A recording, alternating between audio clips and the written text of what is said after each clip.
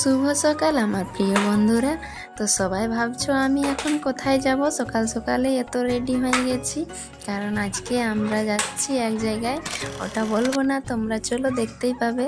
তো চলো, এই যে আমরা সবাই টোটোতে বসে গেছি আর বেরিয়ে পড়েছি।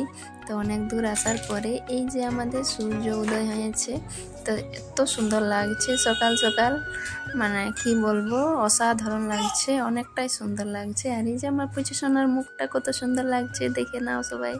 তো তারপর এই যে দেখো কি সুন্দর গ্রামের, মানে কি বলবো, আমরা যেখানে থাকি তার থেকেও বেশি সুন্দর লাগছে এই গ্রামগুলা। যে লাগছে কি এমন যে এই গ্রামগুলাতে বাস করতে পারতাম তো ভালো হতো, বা এই গ্রামগুলায় ঘর থাকলে। অনেকটাই সুন্দর, মাটির বাড়িগুলা কি সুন্দর করে সাজিয়ে রেখেছে ওরা, অনেকটাই সুন্দর গুছানো সাজানো আছে দেওয়ালগুলো। তো তারপরে দেখো এই যে আমরা প্রায় পৌঁছি হয়ে গেছি। তো দেখো এই যে এরপর আমরা টোটো থেকে নামেছি, আর ওই যে মন্দিরটা, ওই মন্দিরটাই আমরা পুজো করব। তো আজকে অনেকটা ভিড় কম ছিল, কারণ আজকের দিনটা একটু ফাঁকা দেখে আমরা এসেছি, কারণ আজকের দিনে অতটা লোকজন আসে নাই।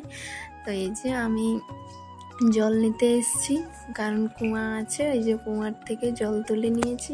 আর এখানে পুকুরও আছে, পুকুরে চান করেও অনেক এখানেই দেই, কি বলে, ডড় দেই, আমরা ডড় বলি। তারপর এই যে আমরা ভিতরে প্রবেশ করার আগে এখানে তিলক ফোঁটা দিয়ে দিচ্ছে আমাদেরকে, ঠাকুর মশাই প্রবেশ করবে।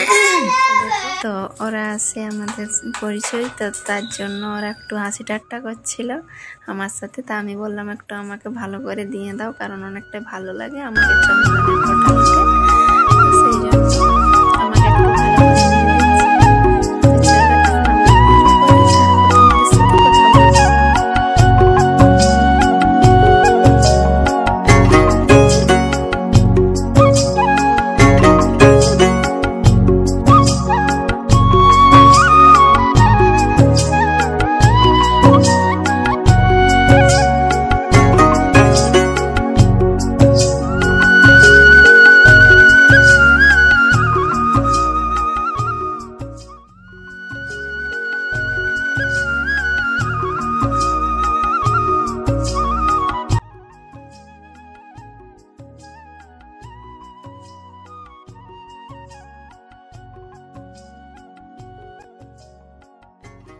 আমাদের পুজো শেষ হয়ে গেছে। এরপর আবার আমরা বাড়ি যাচ্ছি টোটোতে করে।